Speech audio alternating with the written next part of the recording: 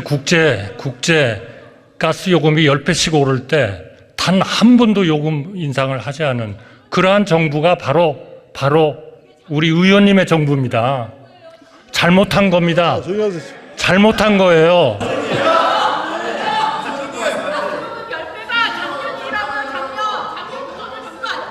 여덟 번 요청했는데 한 번도 인상을 안 해주셨잖아요. 새로운 정부는 분기마다 한 번씩 4번 인상했습니다. 그 어려움에도 불구하고 일본 총리입니까? 겁니다. 일본 총리예요? 아니 그러니까요. 나는 일본 대표 등록이 의원님이 그렇게 답변을 하시면 제가 답변을 할 수가 없죠. 저보고 의견을 물으면서 의견을 답변했더니 일본 총리다. 아니 그런 그 질문이 어디 있습니까? 그렇잖아요. 아니 의원님들이 아무리 그러셔도 저는 아무렇지도 않아요. 그런데 그거는 질문하는 예의가 아닌 것 같습니다. 총리님, 윤석열 정부 출범한 지 1년이 지났습니다. 아까 답을 안 해주셨는데 지난 1년간 윤석열 정부의 경제 성적표 100점 만점에 몇 점 주시겠습니까? 네, 거기에 참여하고 있는 사람으로서 점수를 얘기하는 것은 적절치 않을 것 같습니다. 다만 윤석열 정부는 현 상황으로 봤을 때는 물가와 고용 측면은 물가는 아직 좀 높습니다만은 인하 추세를 보이고 있고 고용은 비교적 양호한 그러한 상태입니다. 이것은 물론 고용률이나 실업률로 봤을 때 그렇습니다. 금년 성장률 전망치가 다소 저희로서는 좀 아쉬운 점은 있습니다만 세계 경제 위축에 따른 수출 부진으로 인한 그러한 그 현상이 나타나고 있습니다. 정부로서는 이런 단기적인 문제에 대응을 하면서 특히 경제적 취약자에 대한 지원을 100점 만점에 몇 점을 주시겠다고 물었습니다. 네, 그 점수로서 얘기하는 것은 적절치 않을 것 같습니다. 점수 판단하기 적절치 않다 이렇게 말씀하십니까? 자, 화면을 한번 봐주시기 바랍니다. 화면. 자, 한국 갤럽이 조사한 결과인데요. 경제에 대해서 잘하고 있다가 몇 %죠? 화면 봐주시기 바랍니다. 몇 네, 맞습니다. 25%. 잘못하고 있다가 61%랍니다. 경제뿐만이 아닙니다. 복지, 교육, 외교, 부동산 모든 과목이 F학점을 받았습니다. 전과목 학사 경고를 받는데요. 재수강을 신청할 수도 없고 이러한 저조한 평가에 대해서 총리님 어떻게 생각하십니까? 아직까지 우리 국민에게는 미흡하다고 생각이 들이라는 것은 충분히 이해가 됩니다. 그러나 정부로서는 단기적으로 어려움을 겪고 있는 분들에게 최대한의 그러한 그 지원을 하면서 우리 경제가 빨리 회복되고 중장기적으로 그러한 그 지속적 성장과 발전을 할 수 있도록 구조적인 개혁에도 힘을 쓰고 있다 하는 말씀을 드리겠습니다. 자, 다른 조사도 한번 같이 보여드리겠습니다. 한국 리서치 등 4개 조사기관이 발표한 여론조사 역시 경제가 31%로 가장 낮습니다. 이 조사 역시 복지, 대북, 정책, 외교, 부동산 모두 낙제점입니다. 총리님, 도대체 윤석열 정부가 추구하는 경제정책 기조가 뭡니까? 여러 번 말씀드렸습니다마는 이러한 단기적인 경제의 어려움 이것은 물론 세계적인 고금리 현상 또 인플레 아니 경제적 정책 철학이 뭐냐고 물었습니다. 자꾸 이상한 얘기 하지 마시고. 아니 그러니까 여건을 말씀드려야 네? 철학을 말씀. 지금 이명박 박근혜 정부가 추구하시는 것이 줄푸세죠. 줄푸세. 예? 줄푸세. 윤석열 정부의 경제 실학도 세금은 줄이고 규제는 풀고 법제스는 세우고 줄푸세입니까? 경제 철학의 기조가 뭡니까? 그런 식으로 표현을 할 필요는 없을 것 같고요. 새로운 정부는 지금까지 너무 과도한 정부의 역할, 정부의 개입, 그로 인한 정부 부채의 증가 이러한 것들을 좀 자제하고 자유, 혁신, 공정, 연대, 4대 기조 아래 민생을 안정시키고 시장 중심 경제 운영을 하고 미래 대비 정책을 착실히 추진합니다. 자 보세요. 지금 캠브리지 장하준 교수가 뭐라고만 하냐면요. 경제 분야에 학점을 주기에 앞서서 이 정부는 수강 신청 자체를 잘못한 과목이 많다. 꼭 해야 될 일을 하지 않고 늘 정부 탓, 자정 건전성, 엉뚱한 일만 하고 있다라는 지적입니다. 그러다 보니까 경제 성적표가 빵점인 거예요. 빵점. 저는 그렇게 생각하지 않습니다. 지난 1년간 윤석열 정부가 한 게 오로지 말이에요. 뭐 재정 준칙, 경제 뭐 재정 건전성, 정정부 탓. 그거 말고 뭐 한 게 뭐 있습니까? 재정 건전성을 국민들이 생각이 나는 게 없다는 거예요. 이 정부가 뭘 하는지. 지난 몇 년 동안에 늘어난 부채 400조의 영향을 줄이기 위해서 노력을 하고 있는 것은 부채 인정을 줄이기 위해서요? 해주셔야죠.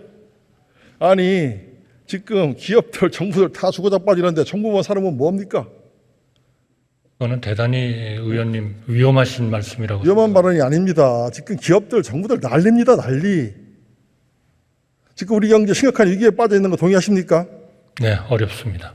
동의하시죠? 근데 정부가 지금 두 손 놓고 있는 거예요. 그러면 손 놓고 있다 그래가지고 국가 빚을 얻어가지고 지원해야 됩니까? 모든 그런 건 방법을 아니죠. 다 써야죠. 모든 방법을 가만히 있으면 어떡합니까? 가만히 있는 게 아니죠. 그리고 이 위기를 극복하려면 말이에요. 온 국민과 함께 이걸 극복해 나가야 됩니다. 절대로 정부 혼자 할 수 없다. 이 말을 제가 강조하고 싶습니다. 정부, 옛날에 IMF 때에도 우리 국민들이 다 함께 이 위기를 극복한 거 아니겠습니까? 지금 위기 상황입니다. 위기 상황. 지금 그 총리님 말씀하셨듯이 생산, 소비, 투자, 수출 모든 지표가 지금 빨간불 아닙니까? 뭐 하나 지금 되는 게 없습니다. 고금리, 고물가에 가계 기업 할 것 없이 IMF보다도 더 어렵다고 지금 아우성 치는 거 아니겠습니까? 올해 경제 성장률 정부 아까 몇 %라고 그랬습니까? 1.5% 정도 될 것이라고 전문가들이 얘기를 그러니까요. 지금 세계 경제는 2.7% 이렇게 추정하는 거 아니겠습니까? 우리나라만 지금 세계 전망 이 기관들이 다 낮춰잡는 거 아니에요, 지금. OECD는 다섯 번째 낮춰잡았습니다. 지금 제가 볼 때는 올해요, 마이너스 성장도 가능하다 이렇게 생각이 듭니다. 지금 투자, 소비, 수출 뭐 되는 게 없지 않습니까? 정부 정책까지 거기에다가 재정 건전성 따지면서 마이너스로 하면 어디서 플러스 점수를 얻습니까? 의원님, 재정 건전성이 얼마나 중요한 건데 그렇게 재정 중요한 거 압니다. 건전성이나 재정- 따지면서 그렇게 말씀을 하세요? 재정 건전성 중요한 거 알죠. 근데 재정 건전성도 꼭 필요할 때가 있는 거죠. 지금 다 죽어 자빠지는데 무슨 재정 건전성을 얘기합니까? 지금 정부가 추진하는 3대 계획이 뭡니까? 정부가 추진하는 3대 계획이 뭐죠? 몰라서 물으신 거군요. 네, 노동, 교육, 말씀드리겠습니다. 연금이죠? 노동개혁, 네. 연금개혁, 네. 교육개혁입니다. 이거 정부 혼자 추진할 수 있겠습니까? 추진을 하고 있지 않습니까? 지금 이게 정부 혼자 추진 왜 내용이 합니까? 없습니까? 이게 천만에요. 체인 이런 걸 하려면은 야당과도 대화하고 노동계 경영과도 대화하고 이 사회적 대화를 통해서 위기를 돌파해야 되는 거 아니겠습니까? 최종적으로 근데 이 노동계 최종적으로 다 국회에서 결정하시는 겁니다. 아니 지금 정부가 야당과 대화를 합니까? 노동계와 대화를 합니까? 시민단체 다 때려잡고 지금 그런 거 아닙니까 지금? 그렇게 일방적으로 말씀하실 사항은 아니라고 생각합니다. 지금 정부는 정반대로 가고 있다. 이렇게 지적을 하고 싶습니다. 그렇지 않습니다. 지금 총리님 광화문에 한번 가보시죠. 광화문에. 각계각층에서 지금 터져나온 목소리 들으십니까? 잘하고 있다는 얘기도 있지 않습니까? 지금 민생이 많이 어렵습니다. 지금 같은 위기에서는 무엇보다도 과감한 정부의 역할이 중요하다는 것을 꼭 말씀드리고 싶습니다. 국가 재정도 중요하죠. 국가 경제를 살려야 되는 거 아니겠습니까? 그러나 400조씩 국가 빚을 얻어가면서 국가 부채를 우리나라 국가 부채가 재정을 지금 몇 그렇게 %입니까? 만드는 것은 안 됩니다. 지금 말이에요. 김종인 전 대표가 이런 말을 했습니다. 재정 건장을 전제로 재정 긴축을 하는 건 죽을까봐 미리 자살하는 것 같다 이런 말도 했습니다. 그거는 미래 세대에 대한 착취입니다. 조용히 하세요. 그 한전적자가 어디서부터 나온 건가요? 다시 한번 잘 생각해 보시기 바랍니다. 도대체 국제 가스 요금이 10배씩 오를 때 단 한 번도 요금 인상을 하지 않은 그러한 정부가 바로 우리 의원님의 정부입니다. 잘못한 겁니다. 조용히 하세요. 잘못한 거예요.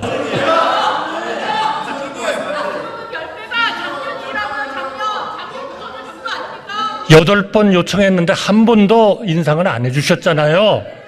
새로운 정부는 분기마다 한 번씩 4번 인상했습니다. 그 어려움에도 불구하고 질의를 못하겠네. 자, 총리님. CBAM에 대해서 아십니까? CBAM, 탄소 국경 조정 제도. 네, 알고 있습니다. 정부 잘 준비하고 있습니까?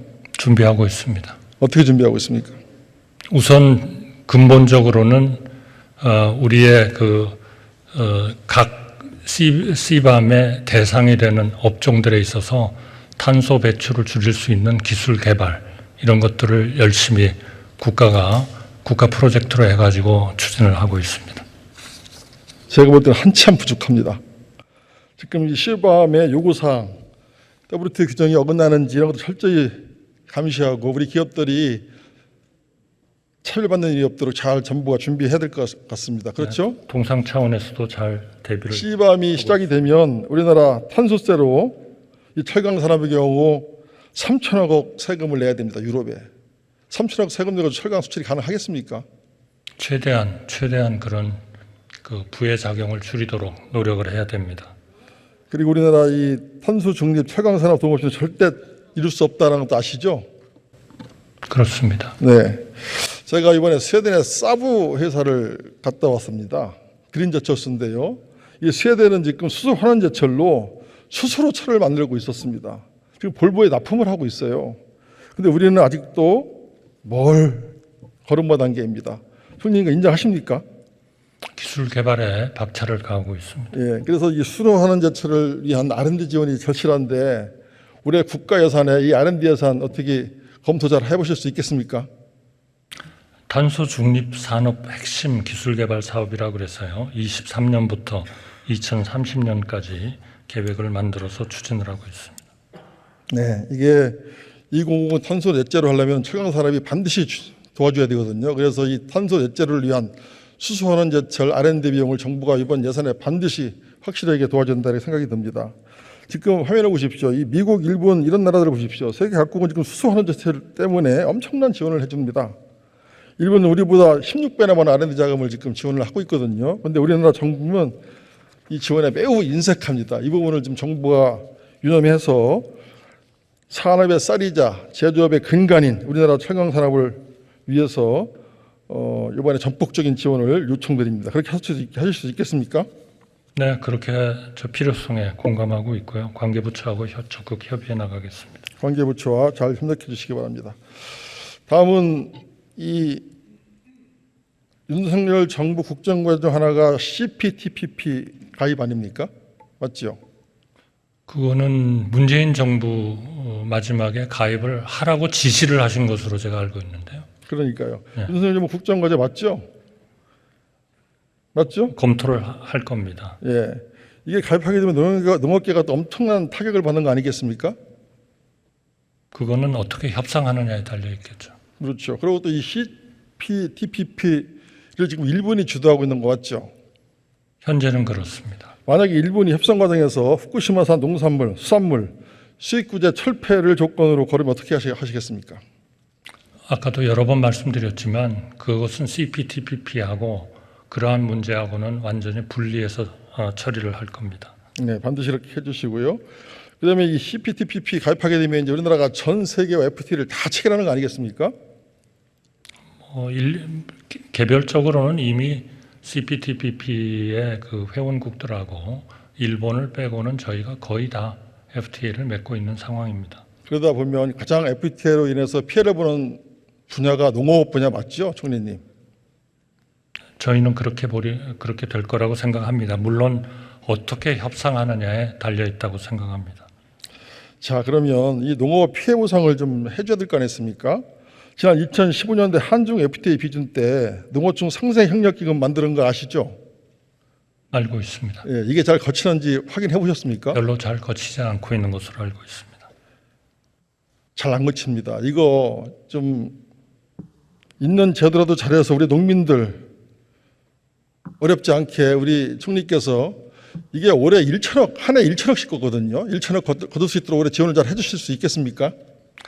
현재 지금 이 기금을 위해서 법인세도 감면해주고 세제 혜택 일몰 연장도 하고 하는 그런 지원은 하고 있습니다. 그러나 아마 전체적인 기업의 상황이나 이런 것들이 당초 예정했던 것보다는 좀 부족한 것으로 그렇게 알고 있습니다.